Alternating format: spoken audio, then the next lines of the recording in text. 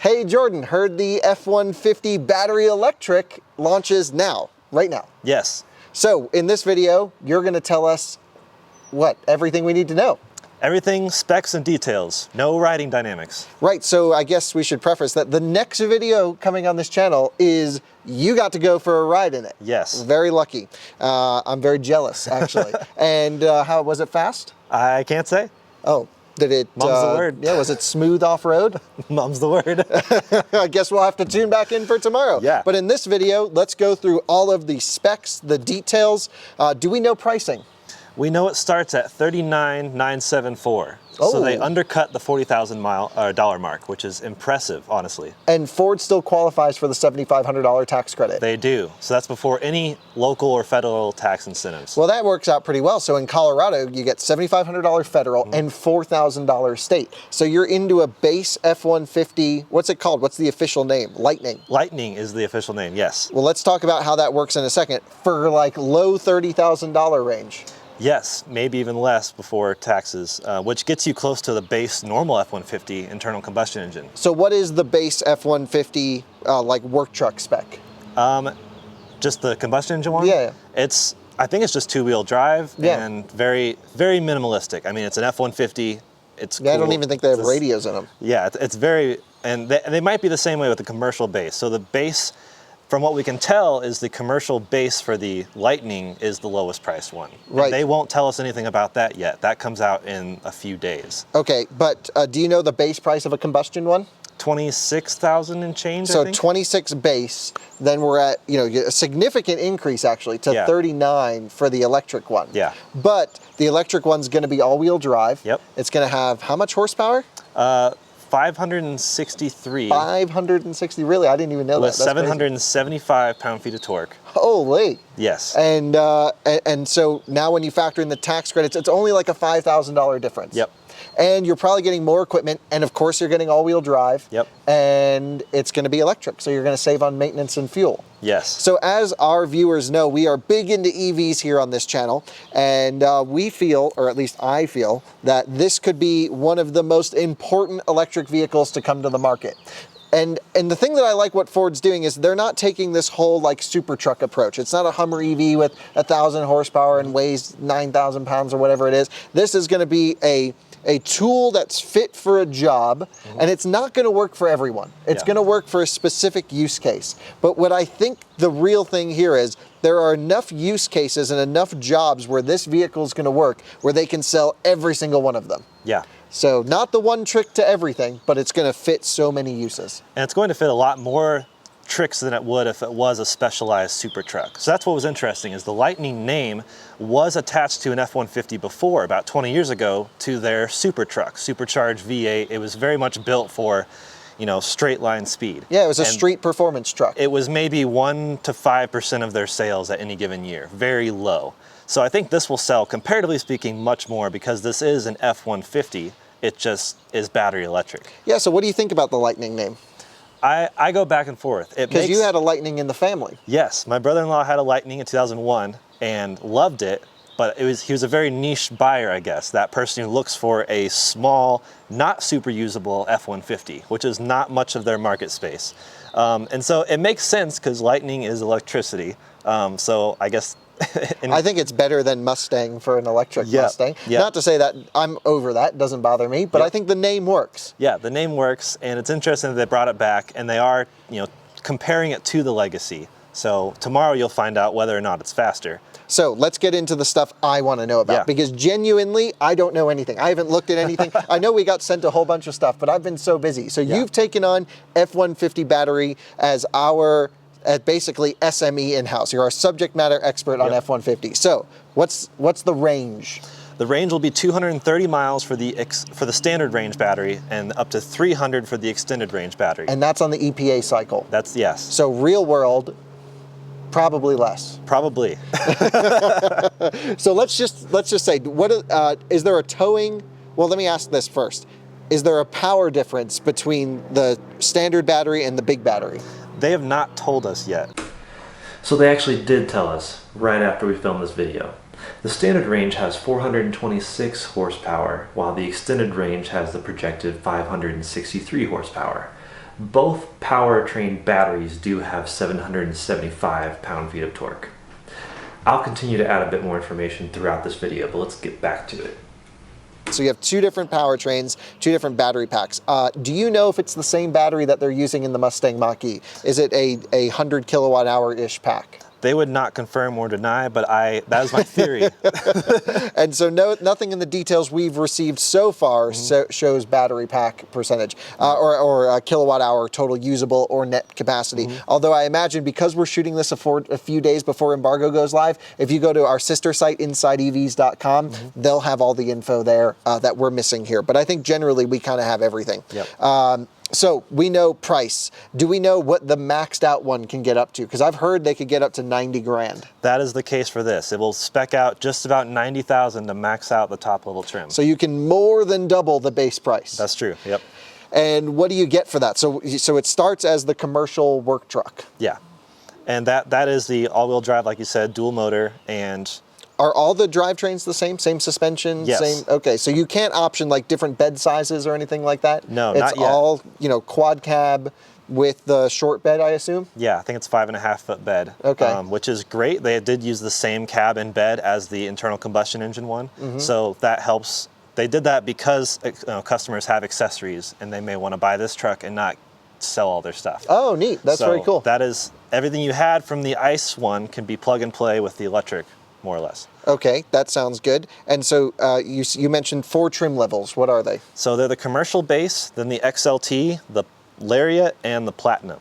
So I assume it's going to be contented very much like the regular F-150s are. The Lariat, and what did you say the top one, limited or Platinum? So they're not doing a limited. Not doing a limited, not yet. Okay, but the Platinum's still going to have, and you actually just recently tested a Platinum I did. F-150 for us. And what was in that? Was it nice? It was super nice. I mean, I sat down and the truck was like, "Do you want massage?" And I was like, "Yes." So it has full massaging seats, and it didn't have a sunroof, but that was about the only thing I could tell missing that I would have liked.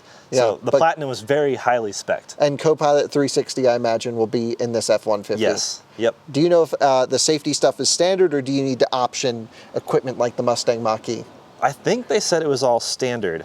So Ford Copilot 360 2.0 is standard across all Lightning models. And that includes your safety systems like lane keep assist, rear blind spot monitoring, cross traffic alerts, emergency braking. Copilot 360 Assist comes with the Lariat and Platinum trims, the higher trims, and that gives you the actual adaptive cruise control with radar, as well as lane centering, evasive steering assist, things like that.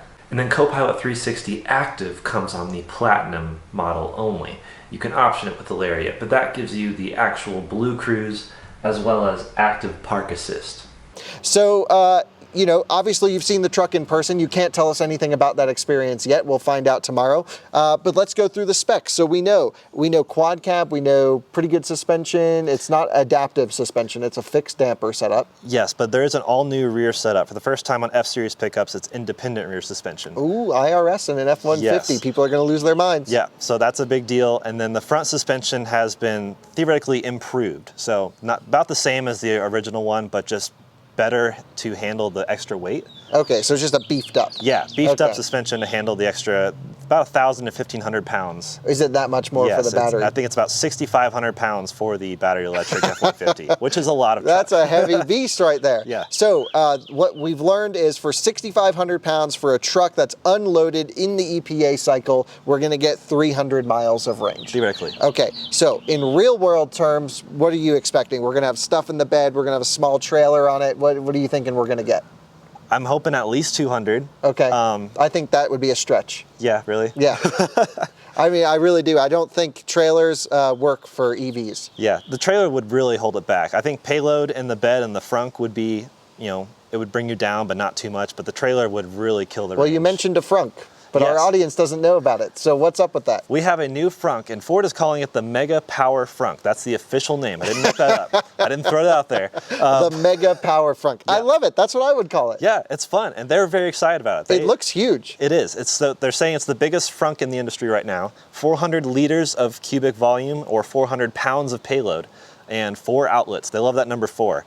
4 120 volt outlets up there to charge. And they're whatever 20 you want. amp outlets too. They have the Yep. little dash in there, so they're NEMA 520s. Yep. And does that have a separate inverter than the bed? Because the bed has power ports too. That's true, yeah. The front has up to 2.4 kilowatts of power accessible, and the bed has 9.6. Wow. So quite a bit. And can you run all of that at the same time? You can. So that whole system they call Pro Power On Board, and that we've had that with the internal combustion and the Right, power we've boost. tested that with the power boost. Yep. So It was broken, by the way. I have to mention, we got the truck, it didn't work. Yeah. Yeah. You have a lot of options to power many things. That's crazy. And so, okay, the Frunk is really neat. So I'm looking at that right now. How does that actually work? So it's power operated or how? It is power, and they said there are 4 or 5 ways to open it. Really? You know, key fob, the actual touch screen. You can even touch a couple digits on the door if you have that option, the 5-digit entry. Yeah. And a certain combination of those digits will open it. So Plus, can I just walk around parking lots opening F-150 that's Frunks? what I think. I bet it needs the key. I know you can lock any Ford by holding the bottom 2 buttons. Okay. So you can go around and just lock people out of their Fords. Nice. Don't do this, but I know that's possible. Yeah. So the Frunk, in it has the fake grille, almost like a nose cone kind of look. And that opens up with the Frunk. So that's another big deal is the Frunk, you know, the F-150 is kind of a taller truck. It's taller than the Mustang Mach-E or most Teslas. And so this gives you easy access to that storage space. Yeah, so it looks like you could just tailgate out the front. Yeah. And the rear. You can, yeah. Party up front and party in the back. That's And cool. I they- like the wheels too on this particular one that you saw. So Yeah, they have 2 new wheel options, both considered kind of the like an arrow wheel. Yeah, arrow wheel. And so we have one with kind of a chrome flat front with beveled insets that are actually painted black. Oh, and then neat. another one that's almost looks like a slicing saw. Don't like that one.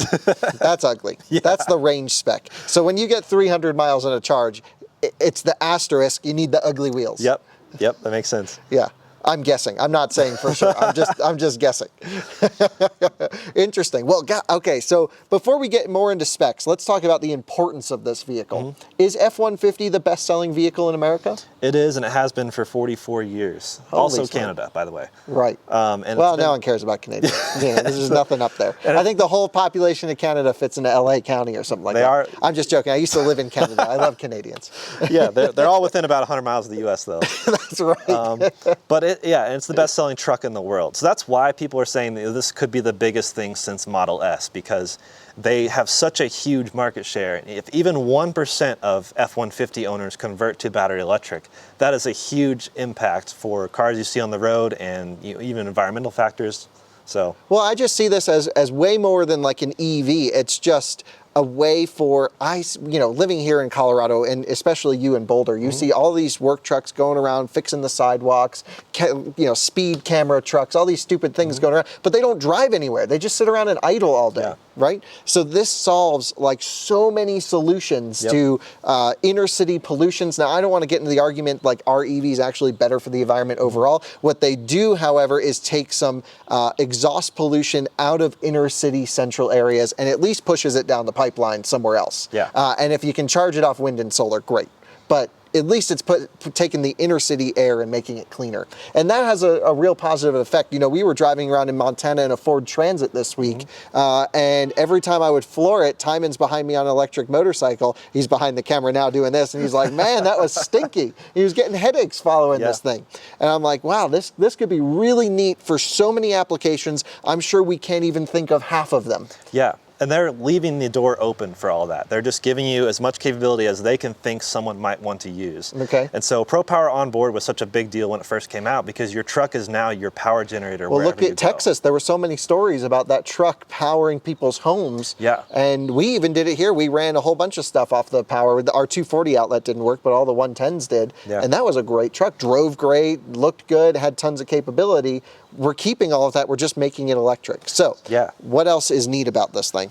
So the skateboard is an all-new kind of frame, which F-150s are built on kind of this frame, and they built the battery into the bottom, as you can imagine, between the front and rear motors. It's the same chassis as the combustion one, or totally new skateboard? Totally new. It probably looks really similar. But the body and the cab, so the bed and the cab are just bolt onto this perfectly. Yeah. So it's not even really like, we see like XC40 Recharge or Hyundai Kona are combustion vehicles adapted for electric applications. Yeah.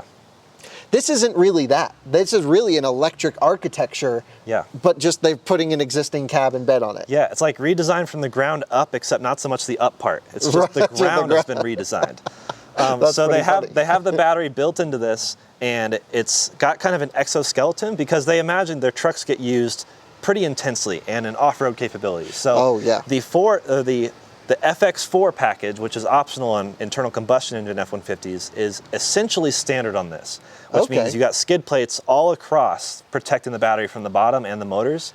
And then you have they actually built a spare wheel into the sled. Oh, really? Yeah, that was part of the design. It's a full-size spare? Full-size spare. That was part of their design because customers kept saying they wanted that. They value the spare so much. I know so many people that just love spare tires, and yeah, I just think they take up space and weight, and honestly, most people with them aren't going to change them. Yep. But F-150 owners generally are pretty handy people. Yeah. I mean, it could be anyone. Up here in Colorado, we see moms dropping their kids off at school in F-150s, all the way to ranchers, you know, that are just covered in mud. Yep. It's kind of a do-everything chassis. It works really well. It's premium, looks good. I'm really excited for this electrification bit. Yeah. So spare tires, you're getting it. And is that a standard option? Yes. Nice. So it's a really cool sled that comes on all the trucks the same. So really, if you want the higher trims, you're probably getting mostly just interior cabin features, creature comforts. Sure. And do we know charging specs?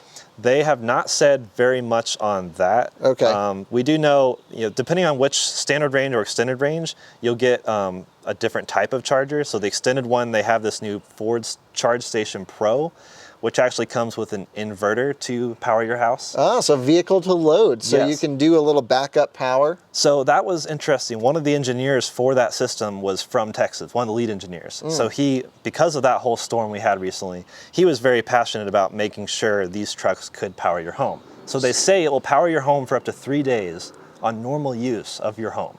So up to 10 days on conservative power. So I'm trying to think, my house never really pulls more than 3 or 4 kilowatts at a time unless I'm charging a car in the garage. So I'm guessing it can do somewhere in there. Yeah. And it's an 80 amp onboard charger that comes with it. Yep. So, or maybe not onboard charger, but the charging equipment is listed as 80 amps, which is 19.2 kilowatts. Yep. I'm assuming the truck can take all of that, which the Mustang Mach-E can't. That's only a 48 amp onboard charger, by the way. So 80 is the highest you can let the J1772 standard go. And that's at line voltage up to 277 volts. That's rare. You'll find it up to 250 generally. Yeah. And so that's good. They put a great big ass onboard charger in there. Yeah. But we don't know DC charging specs, do we? No, we don't. So keep an eye on Inside EVs for that, because that is going to be the make or break for me, I think. Yeah. I love the capability. I'm sure it's going to tow way better than a combustion F-150. I'm sure the passing power is going to be there. Again, 775 pound-feet of torque is just going to rip. The thing is, the range when towing. And I'm not a range guy, I'm a fan of small battery EVs. I think they're perfect. What I care about is how quickly is it going to take for me to pull into a charging station and recharge enough to get to the next charging station. Yeah. So for me, it's the 0 to 50% charging time, or 0 to 70%. Yeah. I don't really charge past 70% at a charger, because any EV goes too slow at that point, unless it's an Audi e-tron. So charging curve and charging power are going to be hugely necessary for us to learn about this vehicle. As soon as we get one, as you know, right here on this channel, we do charging and range tests. Yep. So we'll be doing all that, and we'll even be doing towing tests with different shapes of trailers, because I think this is important. My personal opinion and gut feeling is weight doesn't matter when it comes to towing with an EV. Certainly, when I say doesn't matter, it has some effect.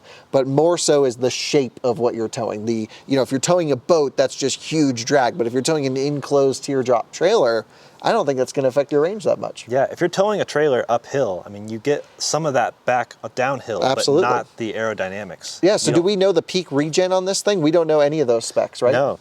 But I do know they have the tow haul mode on the truck, and that allows you, just like the internal combustion engine ones, to keep your kind of speed downhill. So the standard automatic transmissions will just bump you up a few gears and just keep the revs really high. Right, it'll just sit at 5,000 RPM and engine brake. Yeah, so this should have regenerative braking to help you keep that speed. Cool, yeah, well, downhill. regen will help too. I'm really curious, and part of what I really can't wait to test on this truck is the stuff our audience is interested in. It's, of course, range tests, charging tests, thermal management tests for EVs, right? Because when you're towing up the Ike, like our friends at TFL do these Ike Gauntlet towing tests, and we'll work with Andre on it too, because Andre's awesome and he knows all about towing with trucks. I'm really curious how the thermal management systems will handle a wide open throttle load for a long period of time. We've driven Mustang Mach-E, not the GT, and it thermal throttles quite quickly on a back road. 10 minutes, it's done. It's just like no more power. Sorry, dude. It does recover quite quickly, but it just doesn't love it. So this is going to be interesting. I think they've learned a lot from Mustang Mach-E. I hope they adapt it here for F-150. But as far as like a general consumer would tell, and what I can tell is, it looks like a normal F-150. It's going to drive, we don't know what it's going to drive like. You can't tell us, but I don't know because I haven't asked, but I assume it's just going to drive like a normal F-150, my assumption. And you can tell us tomorrow if that's true or not. But it's just going to be electric, and it's going to be like just normal. You just plug it in at home and you start every day full. So I'm really looking forward to testing this. I think it could be neat. Is there anything else neat that we should mention? We've talked about the power plugs. We've talked about the power. What do we need to know? 0 to 60 times? Have we mentioned that? They said it'll be, they're aiming for mid 4 seconds. Damn, for an F-150. So that is their aim. And So- they said extended range battery in asterisk. So then we know the extended range battery is going to have more power than the standard. I don't know if they're going to sell any standard ranges except to like fleet sales. Yeah, because like you said, there's a lot of F-150s that their job is to just kind of sit still. Yeah, like around town gardening work. You don't need the power, you don't need the range. Yeah, but it's cool to be able to charge things off of it, and the fact that, you know, the internal combustion engine ones, they all have the Pro Power on board, and in big print on the bed is, do not have your garage door closed. With this, that's not a factor. You don't have to worry about. Oh, I see what you're saying, because of idling the combustion truck. Here you can just power it in an enclosed surface. Yeah, so with this, they're introducing that intelligent backup power, that's what Ford's calling it, to where it can charge your house. And that can be set to be automatic. So if your house loses power, your truck will take over automatically, and you'll have a downtime of like a minute, they said. Yeah, I think this is really a big thing. You know, we've heard Elon sort of dismiss vehicle to home or vehicle to grid charging. Totally disagree there. Yeah. I think the more integration, the better. Whenever it's unplugged, well, I didn't have integration in the first place. Like, I have a Powerwall at my house. I haven't put it in yet. But I'm really looking forward, when I do install this at some point, to play around with the charging and discharging. And then if I can add a card to it, well, now I just took my 15 kilowatt hour Powerwall, and I don't know how big the battery is, but I assume at least 100 kilowatt hours. And now I've gone from a 15 kilowatt hour system to a 115 kilowatt hour system. But then I must be able to set somewhere, which is, oh, well, I want to make sure I can at least get to Cheyenne and back. Yeah. So I'm going to let it use 60 of that 115 kilowatt hour, 100 kilowatt hour pack. And that's something they mentioned was the smart capabilities. Your truck, you know, if you're using your truck at a job site to power all your tools, it will stop the power to the tools when it knows that it's dipping below your range to get home. Oh, really? Or your range to get to a charger. You can set those factors as well. Nice. And the same within your house. So you'll have intelligent backup power to power your house up to a certain range if you tell it to stop. So you can say, give my house up to 50% of its power. And just like the Powerwall, you know, part of the selling factor of that is you can get energy when it's cheap and then use it on your house when it's expensive. Sure. And that was another selling factor for this truck. This truck is kind of like a Powerwall. You can charge the truck at night with cheap electricity or on the weekend, whatever your rates are, and then use your truck to power your house during the day when it's peak rate cost. It would work perfectly for me because I work from home. Yeah. And I just drive the truck whenever electricity is really cheap. Yep. That's funny. That's really neat. Well, look, I really appreciate you taking the time here. I think, you know, other specs, 10,000 pounds towing, right? 2,000 pounds payload? Yep, 2,000 pounds payload, up to 400 of that can be in the Frunk. So interestingly, the extended range battery only gets 1,800 pounds of payload, and that is because of the extra weight of the battery. So with the extended range, you get 1,800 pounds payload, up to 10,000 pounds towing.